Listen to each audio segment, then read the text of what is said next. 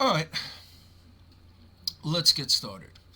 I'm Hitman, Russ Alexander from the Hitman Blues Band, and I'm going to have the temerity to try and explain how you write a song.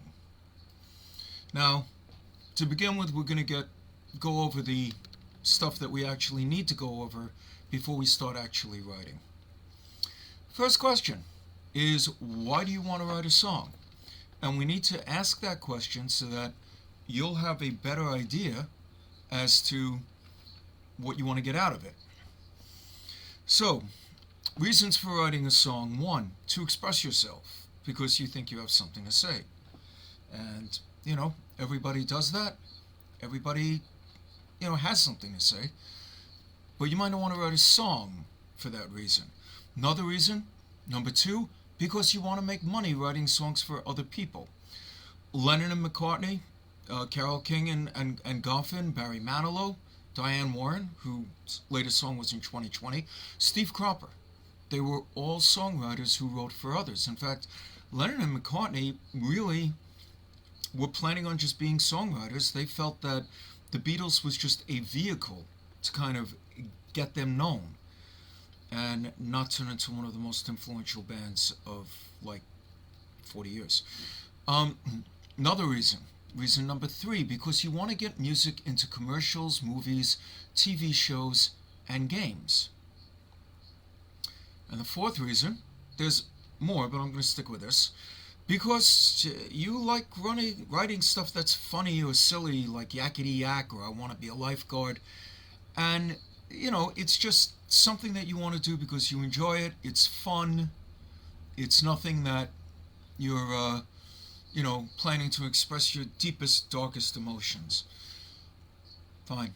Any one of those is a good reason. Doesn't matter. Just be aware of what you think you're going to get out of this. For reason number one, express yourself, and reason number four, to make a funny or silly song, the act of creating the song is the reward. If you want to be a songwriter for other people, or if you want to get into commercials or movies, then you have a higher bar because you're looking for success. And that's going to affect the way that you pursue songwriting. What kind of a songwriter are you? A composer. You just write music. Jeff Beck is a composer, right? If you're doing that and you want to express yourself or anything else, you're doing it without the benefit of lyrics. If you're a lyricist, you're a poet. You're basically putting down a story on paper or whatever, and you want that to be used by somebody to create a musical piece. Now, here's the interesting thing. The only things that you can copyright are the lyrics and the melody. That's it. Somebody decides that they want to throw different chords into your song, they don't get the copyright.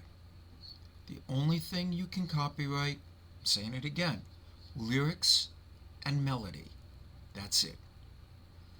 So when someone says, hey, I got these great chords, gee, that's nice. That's not a song. It's just chords. Now, me personally, the way that I handle it, when I have a tune and somebody comes up with, let's say, and this only happened a couple of times. Somebody comes up with, say, a musical part that they have the chords for, and we're going to solo over it or something, and I feel that that really adds to the song, then I will give them partial credit as a composer, not as a lyricist.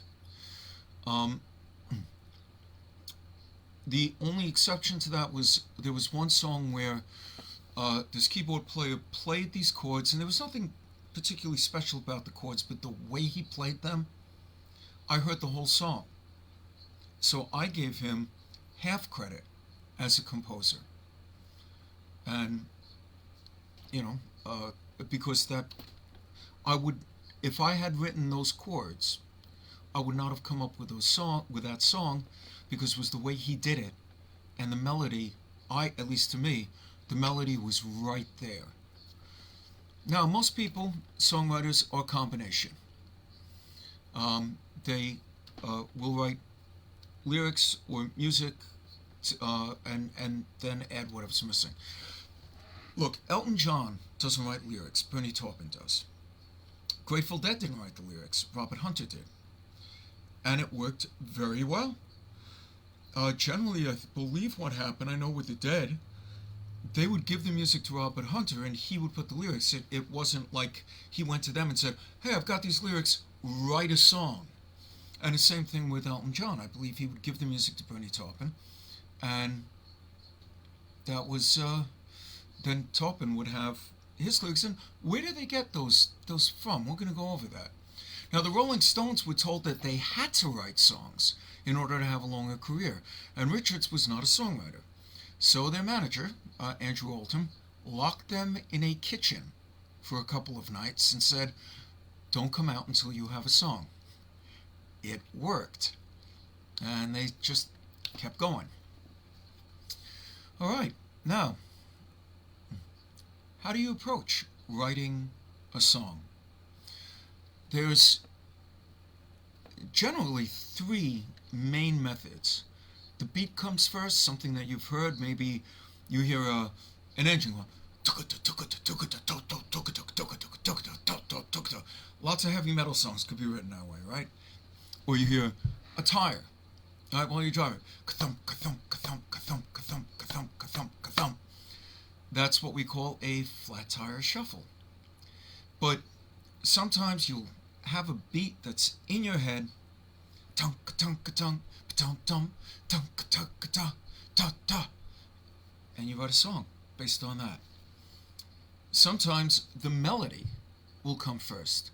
You have a just melody that's floating around in your head, and you figure you'll get to the rest of it afterwards. Paul McCartney, famous story. He had the melody in his head, and he didn't have any lyrics, so he used placeholder lyrics. He went, ham and eggs, la da da da da da, ham and eggs, la la la da da da da da da, ham and eggs, ham and eggs. And then it turns into one of the most recorded songs of all time, Yesterday. And a third way is the words come first, a lyrical idea. Elvis Costello was riding on a bus, and the lyrical idea came to him. I said, I'm so happy I could die.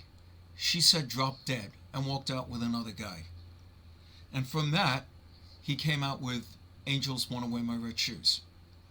So the lyric came first, and then he built a song around it. Which is the right way? All of them. Doesn't matter. This is creativity. Don't dismiss anything. We're going to go over that and when we get to the idea about lyrics. Alright, so I don't see any questions. I don't know how many people are actually watching, but I'm hoping that people might see this on the replays as well. We're going to write a song right now. We're going to use perhaps we'll use a beat first, but we also want to find a lyrical idea to hang it on. So if anybody has a suggestion for a lyric that we can use, just pop it down there, put it in the comments, and I'm going to show you what I do in order to have ideas, or to capture ideas, really. I have let me get this out of the way so I could see if it shows. On my phone, I have a program, I don't know if you could see this. It's called MP3, it's that red one in the corner there, MP3 voice recorder. What I used to do, back before this stuff, is I would carry around sheets of paper in my back pocket. And whenever I had lyrical ideas, or even melodic ideas, I would write them down. Or I would sketch out a stave and write the notes as best as I could. That was really a problem when I was driving. Yeah, the other drivers didn't like that. So the a question that I just see, do you like finding the beats per minute or the lyric snippet first? Me, personally, well, you're going to see in a minute. A lot of times I do lyrics first. Beats per minute is not, it doesn't really come into it for me. The lyric content or the melodic content will determine how fast I think the song should go. Now, like I said, I had stacks of these papers, and over time they've disappeared.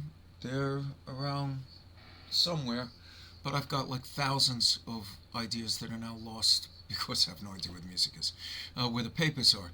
But now I use this MP3 recorder, and I start it up, and it lets you push this button, and I can do this in my car. I could do it, keep it next to my bed. I come up with an idea sometimes. If you come up with an idea in the middle of the night, and you wake up from your sleep and you got the song in your head, or you're about to go to sleep, and you think, I'll remember it.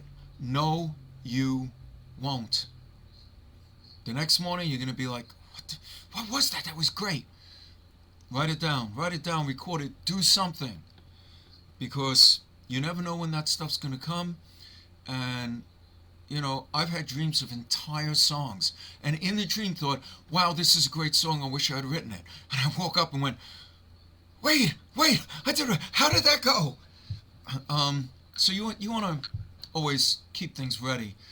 And I find that singing into something or using a recording like that is the best way for me to do it. And here is a way that I can do this. After I come up with those song ideas, I will, let me get this back here, okay, so I can see it, all right. I'll record it, then I'll save it from that program to Dropbox, and then I'll copy it from Dropbox into this little directory I have, which is called Musical Ideas from Phone Recordings. And you can see this goes back to 2011. There's probably stuff before that.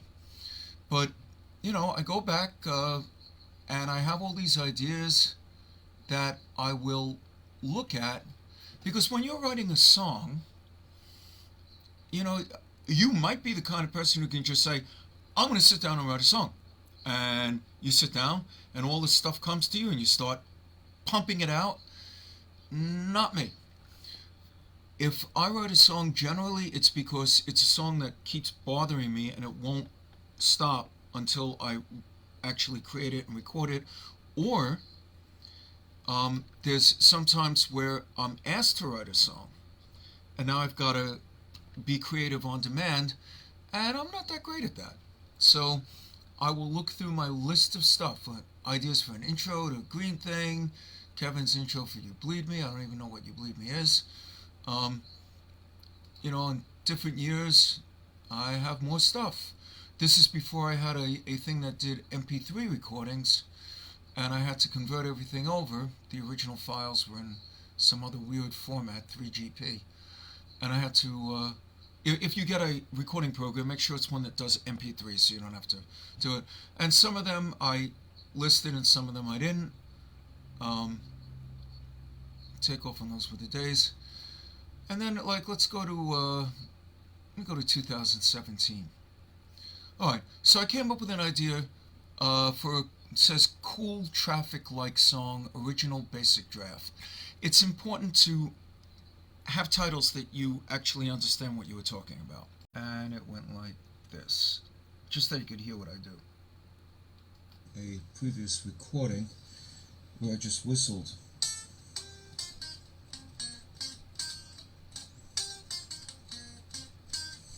If we spice that up, now it's in the key of C, so what we got is this.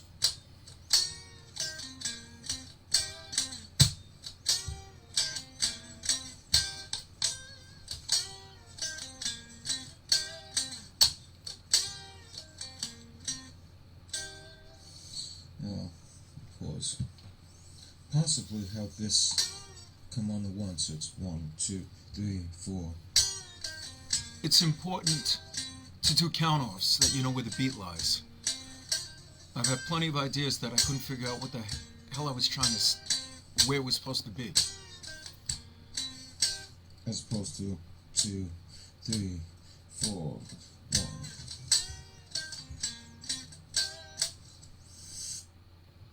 So that was one idea, and let me bring back that again. And as you can see here, I followed it up with Cool Traffic Light Song instrumental or add lyrics. So I then continued.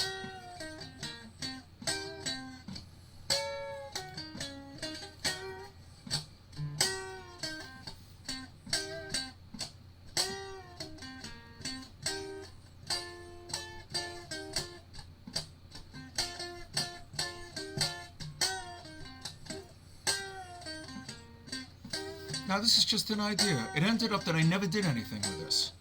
Does that mean I'm not going to do anything with it? I might. You know, I might get a call for a song like this, or I might just decide to write it for myself. But at least I have it.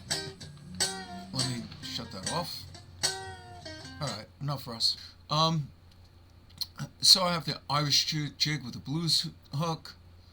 Other things I didn't figure out what they were. Now, you know, our new album is Not My Circus, Not My Monkey.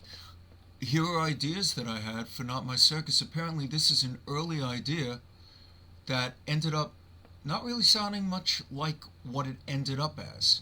And then I came up with additional ideas as time went by until we came up with the actual final version. So do I always have multiple versions? Does it always go through different changes? No. Sometimes, you know, you write a song and it just comes right out and it's done. And you listen to it and you go, yeah, I'm good with that. That's pretty cool. Sometimes you have songs that you just fight with because it doesn't seem to really work. And that's fine. Don't be one of these people who says, this is my precious baby and it's not changing. Of course it's going to change. Do I find myself writing the one-line hook first? A lot of the times, me personally, we're going to get into lyrics in a bit. A lot of times I will have a central theme that I've written down, and let me see if I can get back to that other screen again. I'm going to put that up and see if I have song idea. We have tonight, song idea, put in a love song, or a line to put it in a love song. Song idea for just a little tune. And I have a lot of things like that, and I generally will call it so that I know what it is. I'll give it a name, like song idea or idea for a song or lyric idea, because I know that those are not melodic things. Those are just concepts that I think might be good for a song. And sometimes it is not powerful enough, or I don't think it's powerful enough, to base a song on, but it's a good line. So, you know, do I have stream of consciousness reality? Sometimes. Sometimes a song will just flow right out, and it's right there, and I'll write it in 10 minutes. But other times, absolutely not. Or I write something, I do it, and then I listen back to it, I give it a day or 2 days, and then I listen back to it and I say, okay, what bothers me? Like, what don't I like about this? Now, let's see, does anybody have an idea for a lyric that we can use? And while we're doing this, let's go over the concept of melody writing. There's a theory that people react better when a song starts on the third note of a scale. Or so, let's say that we're in the key of A. Now I'm going to use an acoustic so you can hear it a bit better. Alright, so we have, and they say use an ascending or descending line. So we have,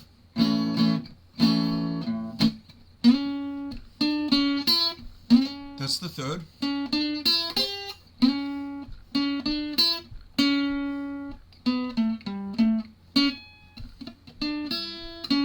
And yeah, that's an attractive way of doing it, saying, okay, I'm going to start on the third. It's kind of a calculated approach. It doesn't make it bad, but it's kind of a calculated approach.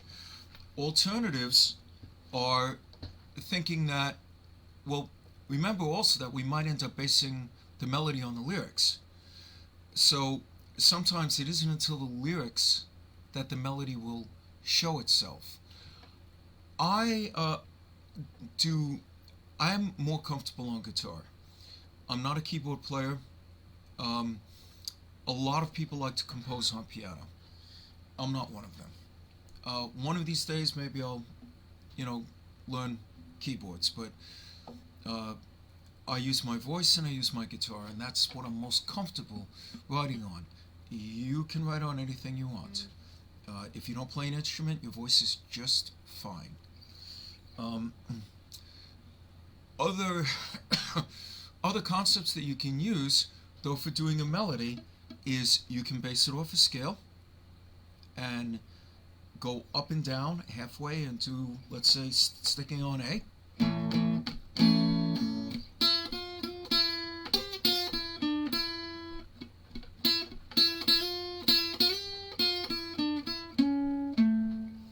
Or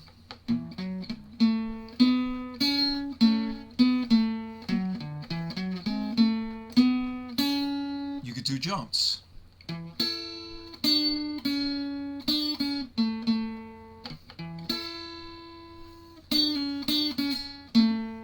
Right? Any way that if this is assuming that you don't have a melody already in your head that you want to use, and you're trying to find a melody perhaps for some lyrics that you came up with, and the lyrics are not giving you a clue as to what the melody should be.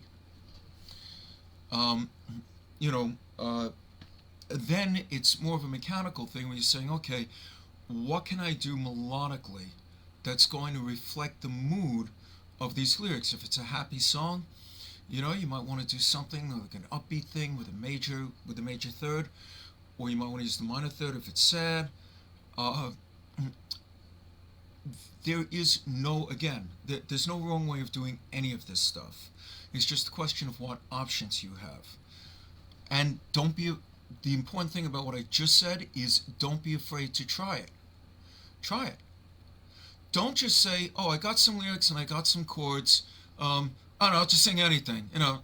She loves me, that's the truth. She loves me, that's the truth. She loves me. Come up with a melody. She loves me, that's the truth. She loves me, that's the truth. That melody will create the song. It'll make it something. A lot of times people know the melodies to songs and they don't even know the lyrics to their favorite songs, which drives me crazy. But hey, it's the way people are. Now, the lyric ideas, well, I'm going to get into that, but I think first what we're going to do is we're going to switch over to using something to make like we'll find a beat, and we're going to find a chord structure to hang it on. Now we're going to use a very basic chord structure. We're going to use like a basic blues kind of a chord structure. And what I like to use for software is I use Band in the Box. It's a great, it is what it says it is. It is a band in a box. It's a program that has gotten very, very sophisticated. I've been using it, I think, since it first came out, maybe I believe it might have been the 1980s, because it's very crude, and it's gotten incredibly sophisticated. You can make just unbelievable things with it. Being the kind of music that I play, when I do what I consider real recordings, I use real musicians, real stuff. But for pre-production work, to see what it's going to sound like, this is great. And I'm going to switch to that right now, assuming that it is here. Come on. There it is. Okay. So this is Band in the Box, and we're going to do Another important thing is what key is it in. If you're going to sing it, you want to do it in a key you can probably sing it in. So let me see. What's a C note? Give me a C note here.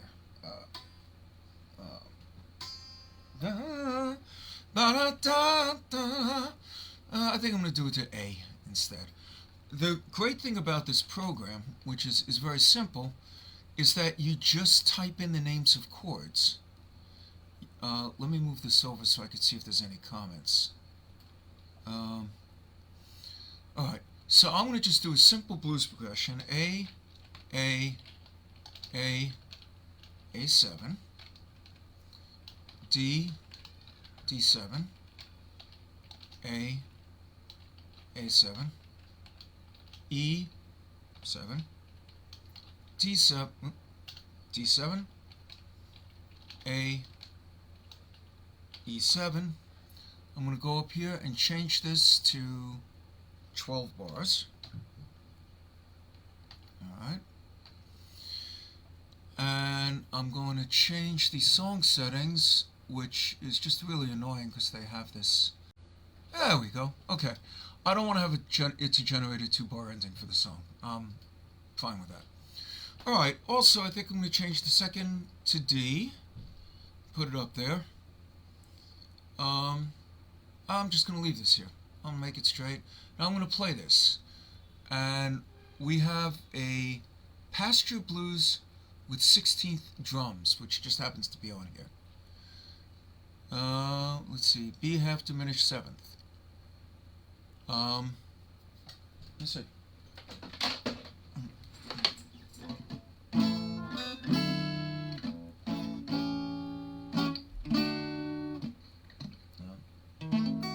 I think I'm going to make that a B, a D sharp diminished, E flat, I'm fine. I'm thinking an A with an E in the bass.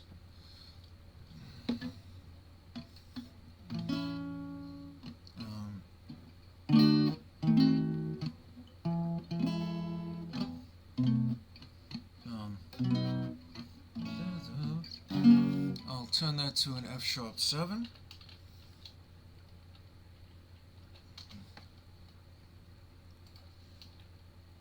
B minor 7, E7. Okay, so let's see what this sounds like with this beat on it.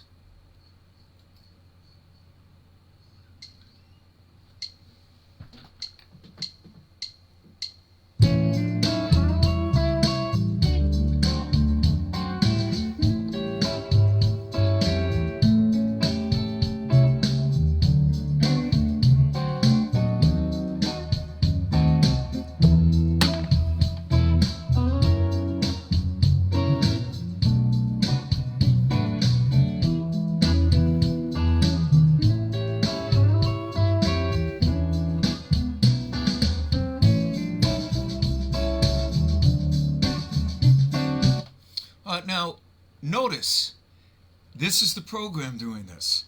I am not playing. This is the program doing it with this particular style. And I actually like that, but let's just check out a different style.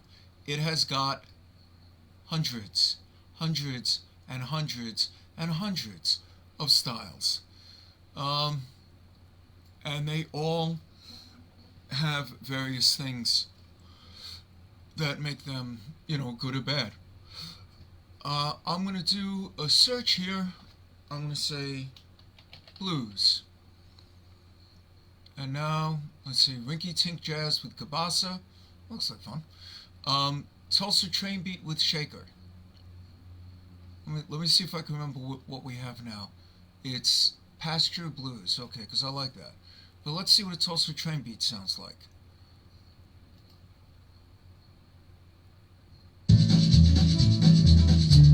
Yeah! That might be cool. Barron Road Blues Shuffle.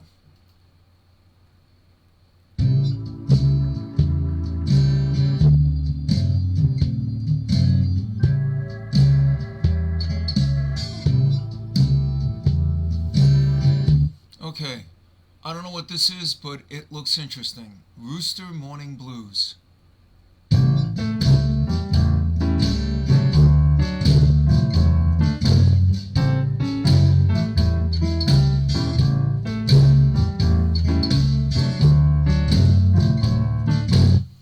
Let's do a sassy blues shuffle. Let's see what that is.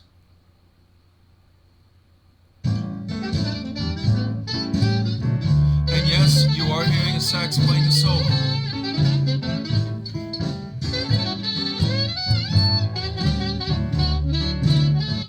That's a little frantic, right? But that's okay. I'm not going to go through all of these. I like that sassy blues shuffle. I thought that was pretty cool. Let's see.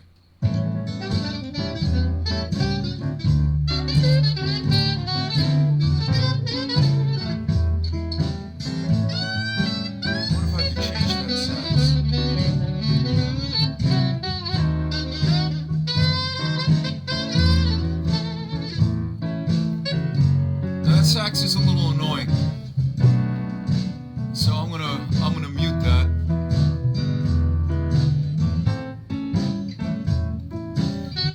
All right, so I'm gonna say that I'm gonna use that just because I don't want to be here all night with this. Another example of how you can come up with something and then decide that you're gonna change it later. All right, so we're gonna take this now. I prefer. You can work in this program. You can sing into it. You can lay down, your vocals. But there's only so much you can do. And it comes with a companion program called, I think, RealBand, that allows you, it's basically a digital audio workstation, a DAW, which you can use to record with. I have never, in all the years that they've had it, I've never gotten comfortable with it because I never really bothered learning it. I prefer to use a program called Sonar, which used to be Cakewalk, that I have used for many, many years. And I'm pretty comfortable with it. Some people like Pro Tools, some people like Logic Pro, and whatever you want is fine. A cool thing about Band in the Box is it has what's called a DAW option, DAW, that allows you to just drag the tracks over into into your digital audio workstation. And let me just get over to that for a second. Oh, there it is. DAW. Okay, lovely. I don't make the window size smaller. There we go. And let's see how that looks on your end. That looks okay. Rendering tracks, bass, audio, drums, pioneer,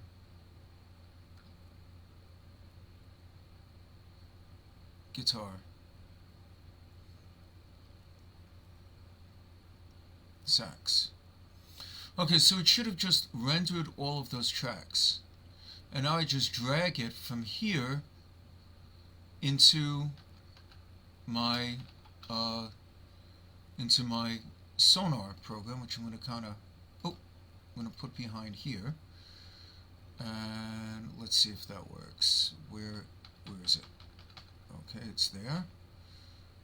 And Band in the Box, and I'm going to just hit rewind, and I'm going to drag this over to here, and hopefully it'll just put everything in there. Let's see. There we go. Okay, good. So now I'm going to minimize this, and now I have this all in my my DAW program.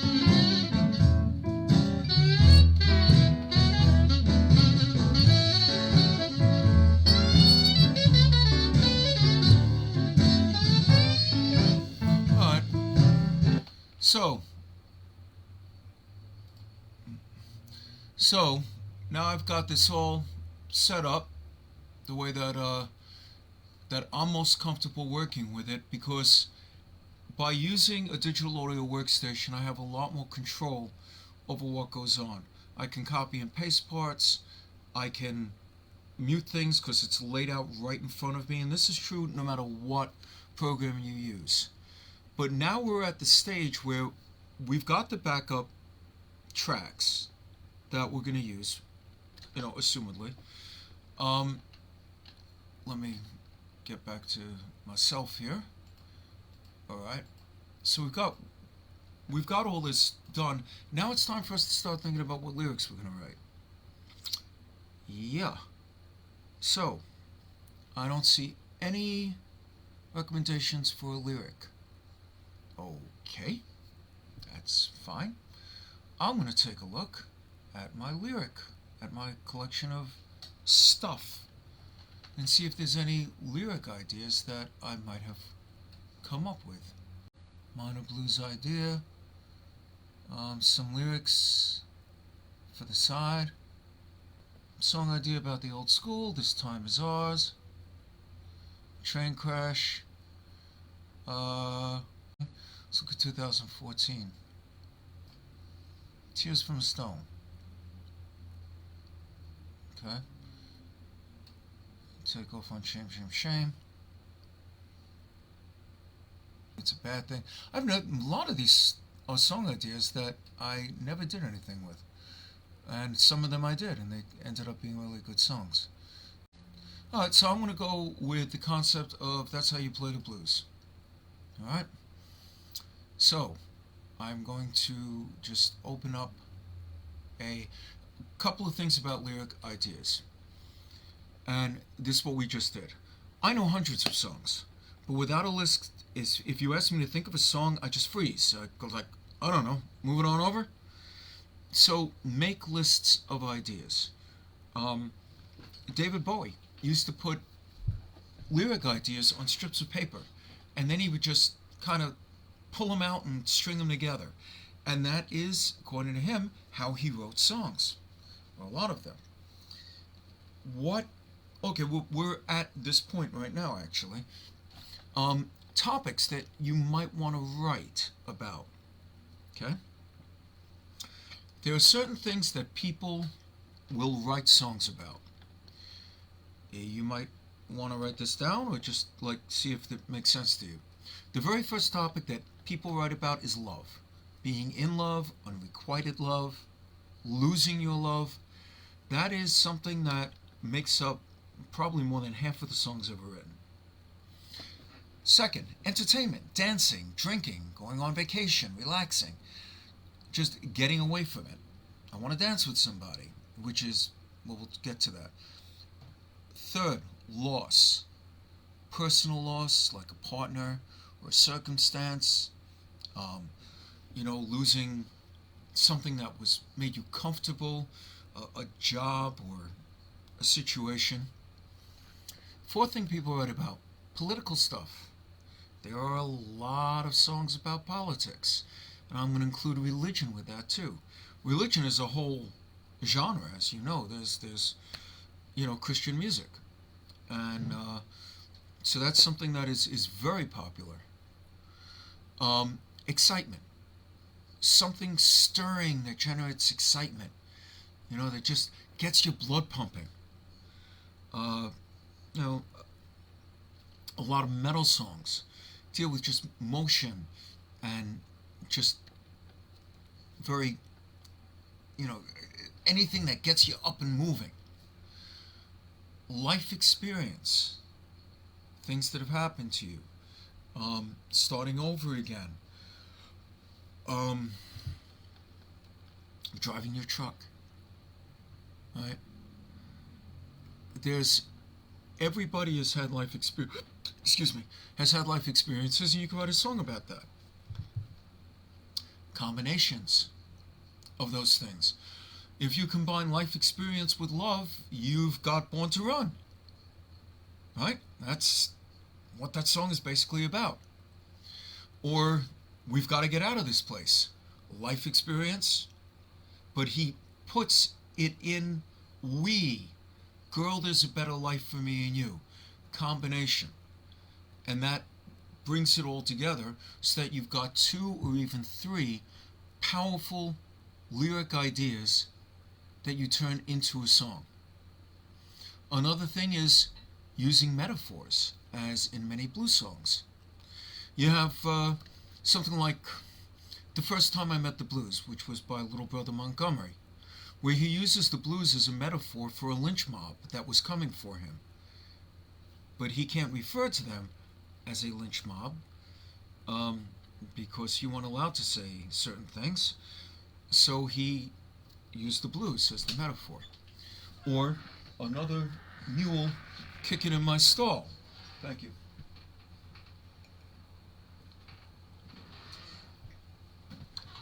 Now, obviously, we know he's not talking about a mule, and he's not talking about a stall. Hold on for a minute. I've got another drink here, and Uncle Hitman needs his medicine. So, just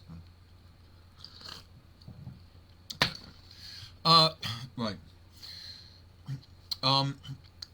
If you go online and you go to songwriting websites that's supposed to teach you about songwriting, they will give you songwriting exercises where you're supposed to write a song, and they give you songwriting challenges.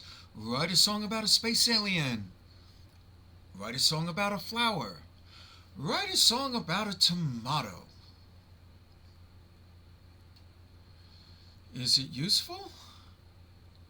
Personally, I don't think so. But hey, you know, sometimes when you're first starting out, things like that are good to get you just up and writing. You can Google song prompts, which list ideas for songs, and there are 145 song prompts, things that you can write about. And some of them are actually pretty good, and they will jog your idea. You might see something that leads you to somewhere else that is more in line with what you want. Now, as far as rhyming, when we're writing lyrics, I'm not a big fan of June, Moon, Spoon, but sometimes that works pretty well. Getting back to yesterday, right? Yesterday, all my troubles seem so far away. Now it looks as though they're here to stay. Oh, I believe in yesterday. It works great. It's a great song. And then you have, I met an old lover on the street today. She looked so glad to see me, I just smiled. And we talked about some old times, and we drank ourselves some beers. Still crazy after all these years. It doesn't rhyme at all in the beginning. It sets up the rhyme at the end, and it's great. It's a great song. So which do you use?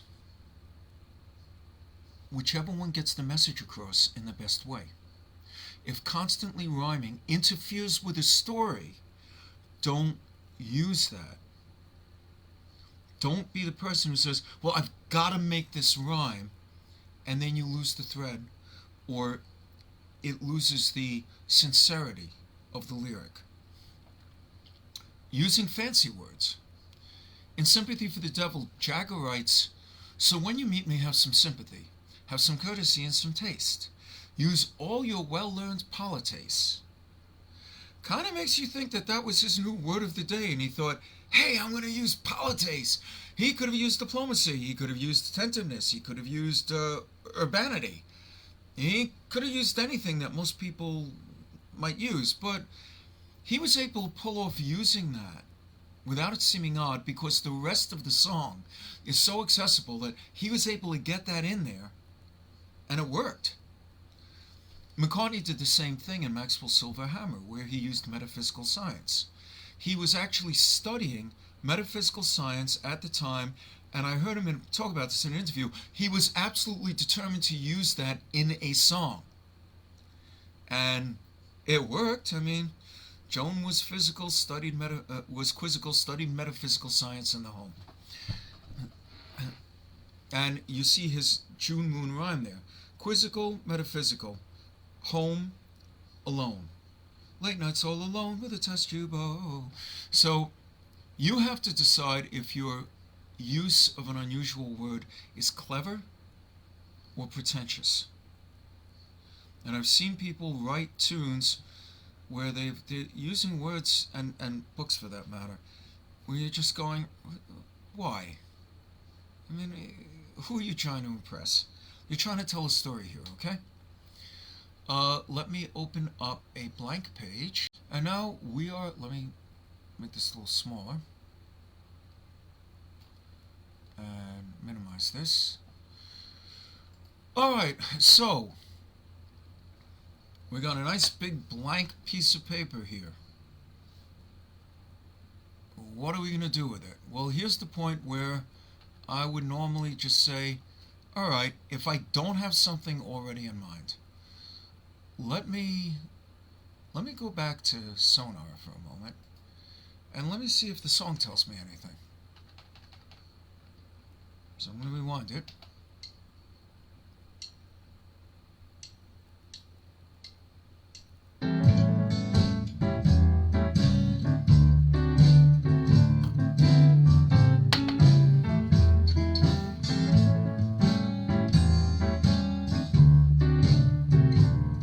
It's kind of a barrel house, sort of a, what you expect to hear in a saloon.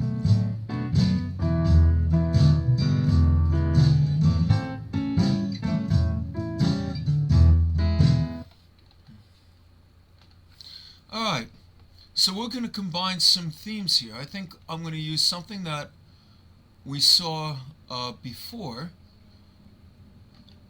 in my list of things that I was looking at, and let me see if I can find it. Okay.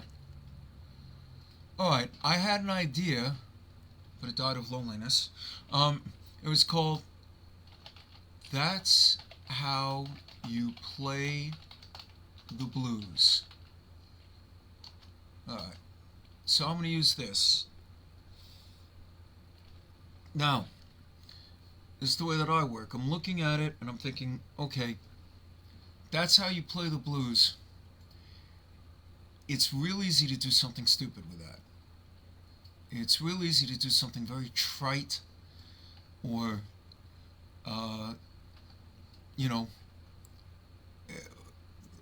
like dumb. I hear the song playing on here. Gotta remember to starting from the beginning.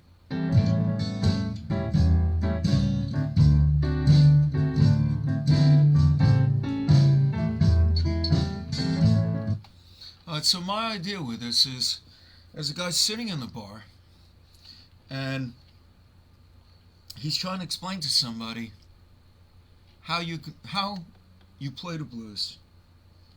And what's the first thing? You say, I would say something like, it's going to start with a woman, isn't it? Right? So you say, your baby leaves town with all of your dough. Now, I have a choice here. I can do something that's going to rhyme with dough, or I can just wait for the rhyme to come later. For now, I think what I'm going to do is I'm going to have it rhyme with dough. So I'm going to say, your baby leaves town with all of your dough.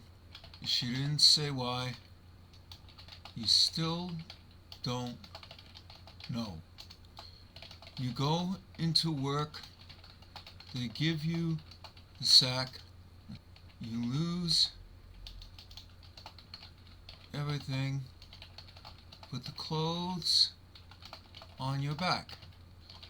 You're paying your dues, and that's how you play the blues.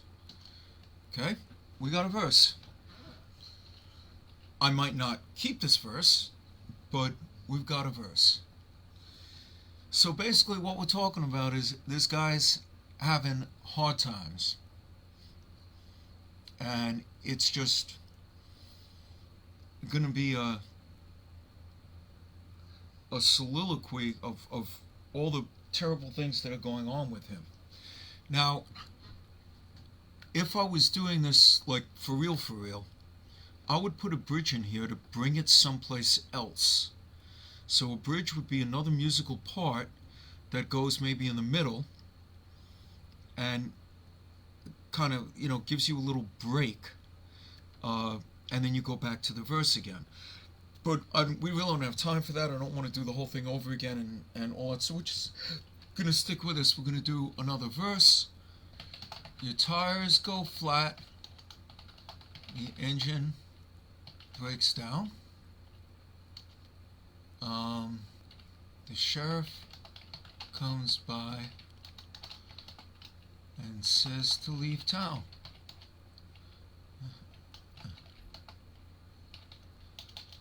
Your very best friend won't answer your call.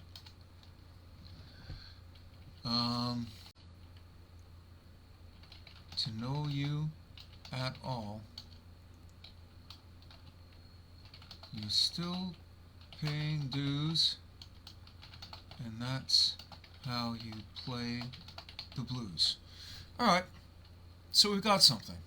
It's not the best song I've ever written, but now let's see if this melody, if this gives us something to go with the chords that we have. Where am I? Oh, you haven't been seeing this, have you? Lovely. Okay, well, let me switch that up. Sorry about that. I thought you could see that. Nobody mentioned anything. Okay, so we've got this over here. And let's see if we get something coming up from playing the music in the background. That will give us a sense of what the melody might be.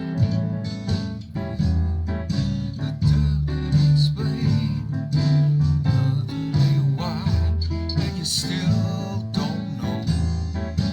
Going to work, they give you the sack. You lose everything but the clothes on your back.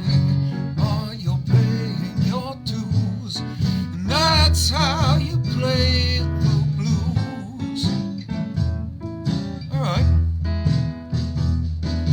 This is one of those examples where I think that the sound of the chords combined with the rhythm of the lyrics is kind of giving me the melody. So I'm not actually writing a melody. I'm just gonna kind of,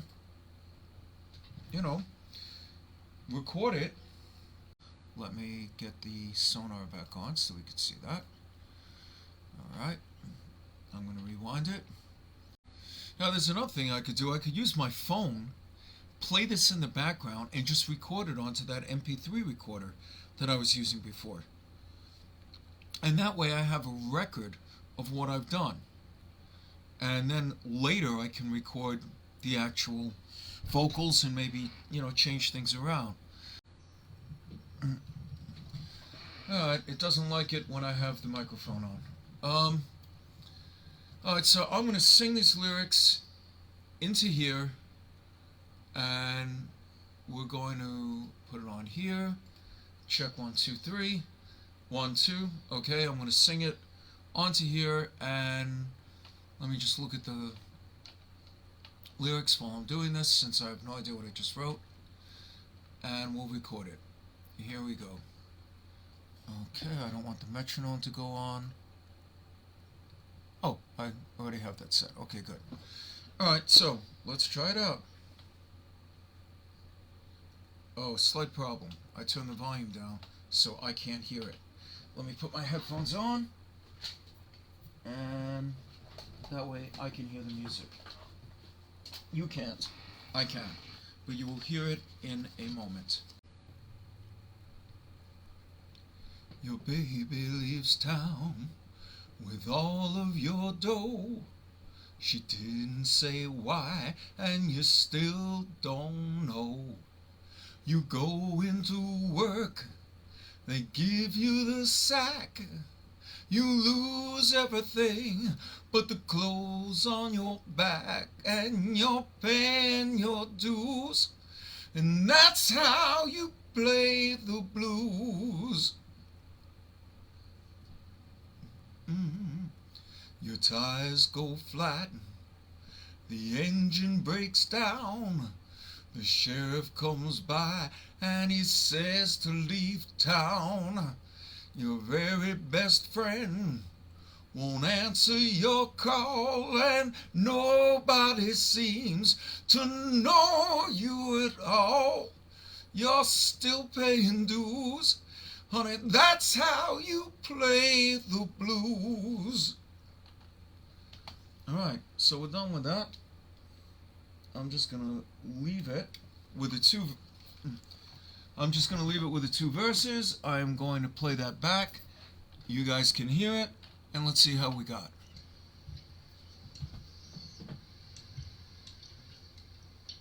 Your baby leaves town with all of your dough.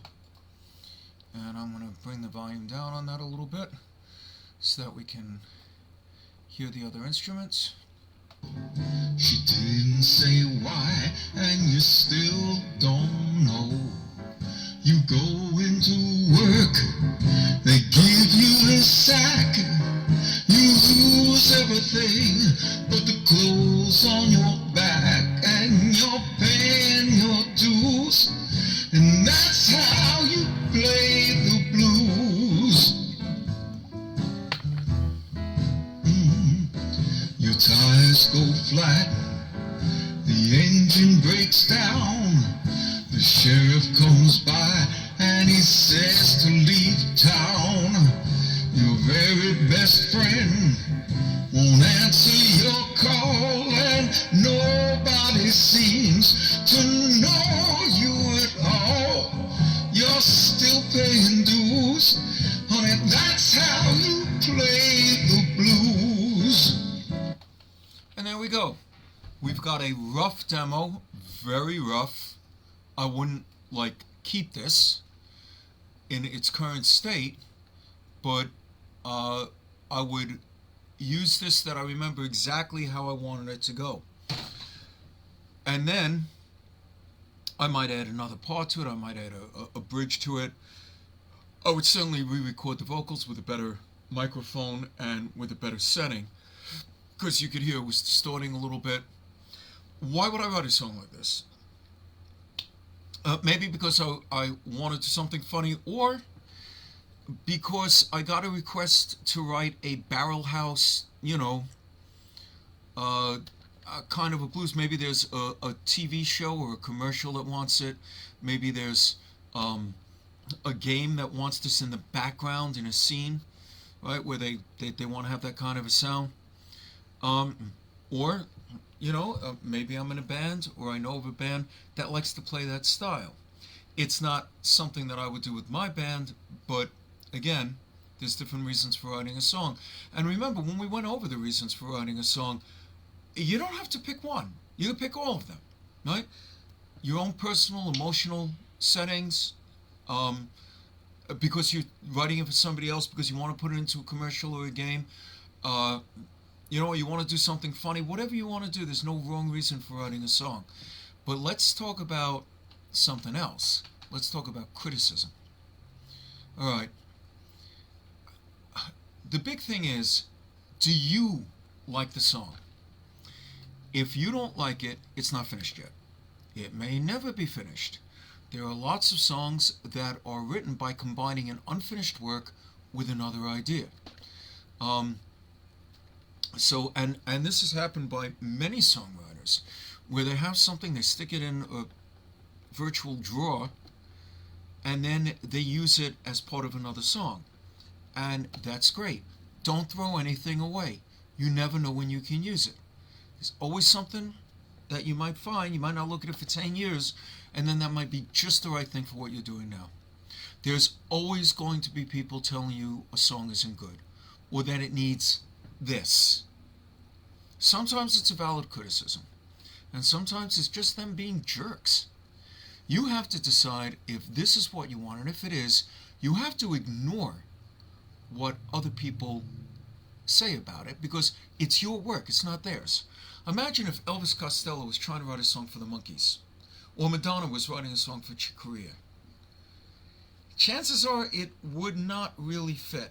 Not everyone's going to appreciate the style that you use or your concepts, and that's not a problem unless you're doing a work for hire and you're getting paid to be a chameleon, which means you're writing convincingly in any style. I've written songs for other people. Sometimes it works and sometimes it doesn't. Sometimes they love it, sometimes they don't.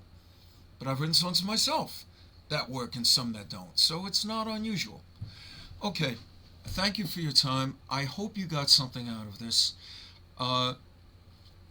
Let me see. I see a comment here. Metronome techniques are always an issue.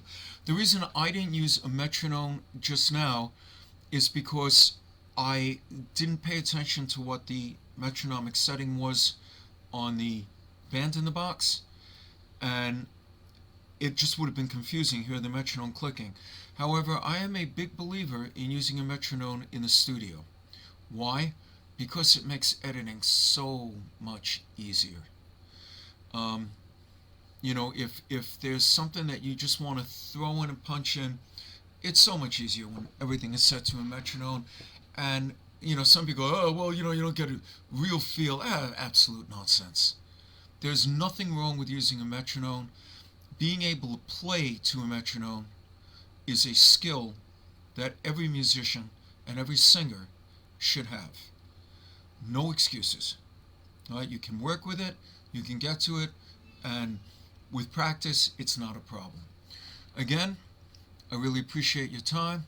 I hope you enjoyed this. Thank you so much for spending time with me.